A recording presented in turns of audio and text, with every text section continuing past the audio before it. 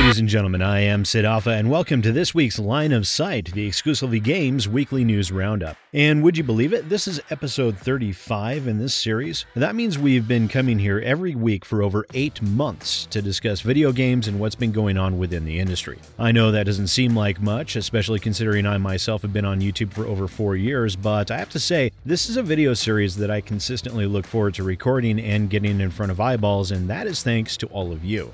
Your constant feedback and your support has really made this series continually an enjoyable experience, and I hope that you all get something out of it as well. If you do, I'd like to ask that you remember to share these videos on social media. I know it's a bit trite to ask for visibility, but you know what? I have a lot of fun here, and I want to make sure this channel becomes successful. And of course, how could we forget that these videos are brought to you by our unofficial sponsor, bacon. Yes, bacon. Whether it be fried, baked, chopped, deep fried, served by itself in a sandwich, on a steak, or on a salad, bacon is the food that makes all other foods worth having. Hashtag not sponsored by bacon. Also, don't forget to go check out the website over at exclusivelygames.com for the latest in video game news. Exclusivelygames.com is an ad-free website that is kept running by the continued support of its readers and sets out to push gaming news, not a political agenda. So let's look at what's on the list. For this week, we have Bethesda officially going back on their word regarding Fallout 76 cosmetic-only items in the Atom Shop. Activision announces no loot boxes in Call of Duty Modern Warfare, and Blizzard has had another news-filled week as the Hong Kong controversy rages on. And now they're all queued up. Let's get started. To say that Fallout 76 has had a troubled past would be a bit of an understatement to say the very least. With numerous controversies, including false advertising in terms of the canvas bag fiasco to the numerous issues the game had experienced since its launch, the Nuka Rum Dart controversy, and several others, Fallout 76 itself has become a bit of a meme to many gamers. Most notably was Pete Hines' assertion that the Atom Shop would be cosmetic only when he said, "If you don't want to spend money in the Atomic Shop for cosmetic stuff, you don't have to. We give you a shitload of atoms just for playing the game. Folks that want to spend money on whatever the hell it is because they don't have enough atoms, they can, but it's not, I'm now better playing against other players because I spent money. It's not pay to win, and it's not loot crates." Gamers have continually seen Bethesda run counter to that statement and others about the Atom Shop being cosmetic only, with the introduction of numerous items that provide measurable in-game advantage. Now, with Bethesda's recent blog post titled New Wastelanders Release Date, Private Worlds, The Atomic Shop, and more, Bethesda has decided to officially divest themselves of the cosmetic-only notion completely.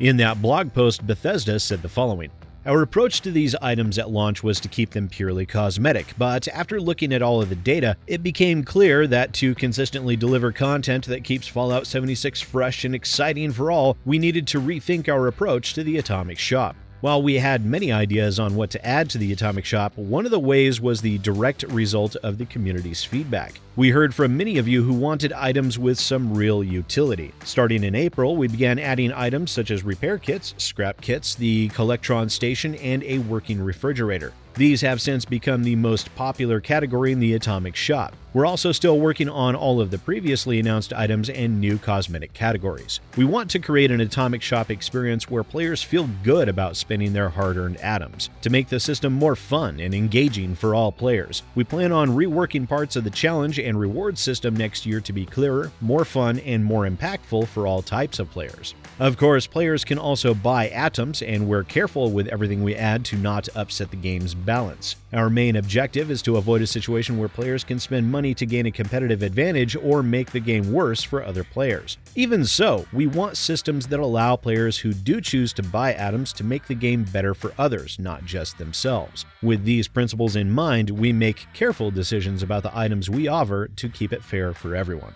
So from this, Bethesda does indeed seem to be looking at expanding non-cosmetic items for the Fallout 76 game, and it is a decision that is not being well received by many. However, with a live services business model, it should really come as no surprise that Bethesda would embrace higher revenue. Now here's hoping that the Atomic Shop doesn't turn into an atomic bomb.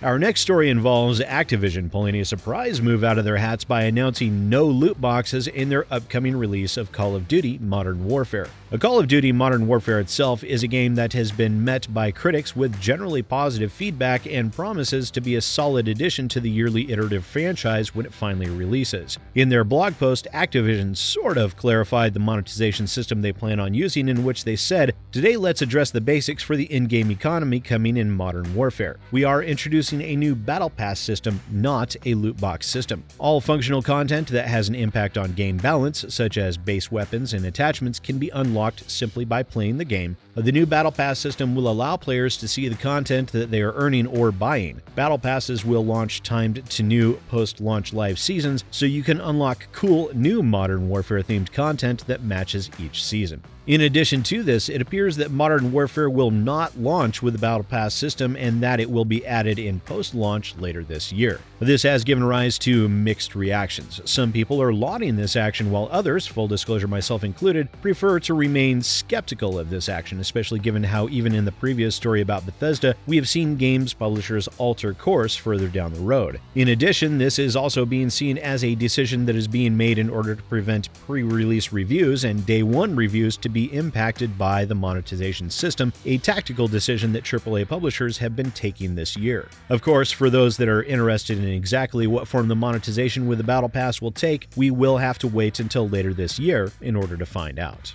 Our last story for the day involves Blizzard Entertainment and the continued controversies surrounding their actions over the course of the past week, and please bear with me as there is a ton of information to work through, hence the brevity of the previous stories. And as there has been so much going on, let's run through them chronologically. Last Sunday, after the previous Line of Sight video was finished, the Hong Kong Free Press posted an article discussing an internal Slack message sent by the ESL's co-CEO, Ralph Reichert, to over 700 employees, in which he said, "All of you might have heard about the political discussions and strikes surrounding the situation in Hong Kong, China. As a global company being active in many countries around the globe, we naturally do abstain from political discussions and setting the best example by living our values. Therefore, we would like to suggest to not actively engage in the discussion, especially on social media." From this, the Hong Kong Free Press wrote, when asked by Hong Kong Free Press if it was concerned about its China market and whether it respected free speech, a spokesperson said ESL maintains social media policies for staff.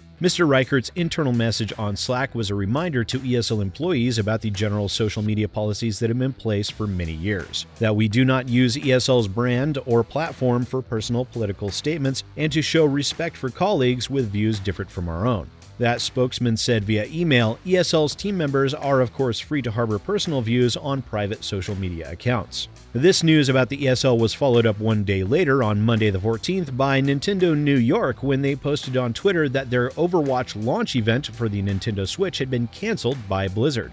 Then, on Tuesday the 15th, Casey Chambers, a member of the American University team that held up the Free Hong Kong Boycott Blizzard banner during the Collegiate Hearthstone Championship match, announced they too had received a 6-month ban from Blizzard over this act. While the punishment seemed to be quite delayed by Blizzard, Chambers wrote that he appreciated that Blizzard was treating all players equally in this regard. And then, the 18th was a big day for Blizzard as .esports posted an article in which they had discovered that Blizzard is now actively issuing 24-hour chat bans for anyone that posts Free Hong Kong during their monitored live streams. However, one Reddit poster pointed out that Blizzard is not merely taking action against pro-Hong Kong statements, they are also doing the same for pro-China statements as well.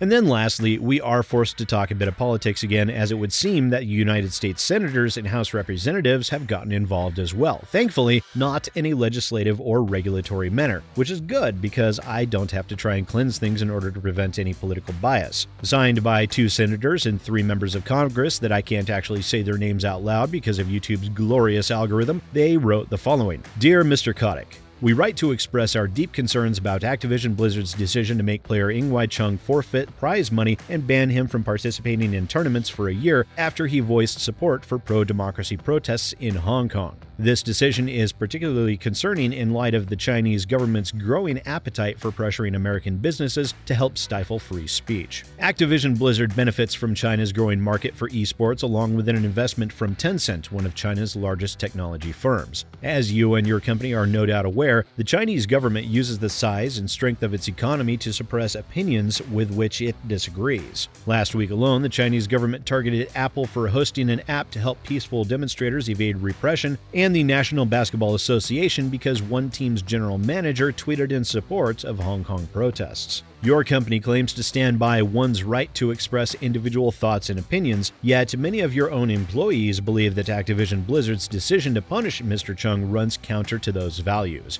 Because your company is such a pillar of the gaming industry, your disappointing decision could have a chilling effect on gamers who seek to use their platform to promote human rights and basic freedoms. Indeed, many gamers around the world have taken notice of your company's actions, understandably calling for boycotts of Activision Blizzard gaming sites. As China amplifies its campaigns of intimidation, you and your company must decide whether to look beyond the bottom line and promote American values, like freedom of speech and thought, or to give in to Beijing's demands in order to preserve market access. We urge you in the strongest terms to reconsider your decision with respect to Mr. Chung. You have the opportunity to reverse course. We urge you to take it. The situation Blizzard is now in strikes at a fundamental core for a lot of gamers, and as that is the case, this is not a situation that will simply blow over in a timely manner. Regardless, BlizzCon is going to be very interesting this year.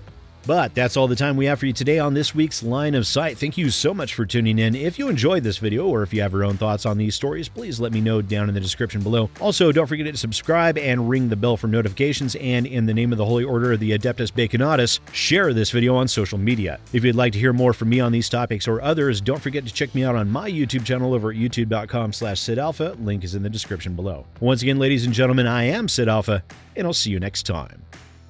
Betty, Betty, Betty, Betty, Betty, Betty, Betty.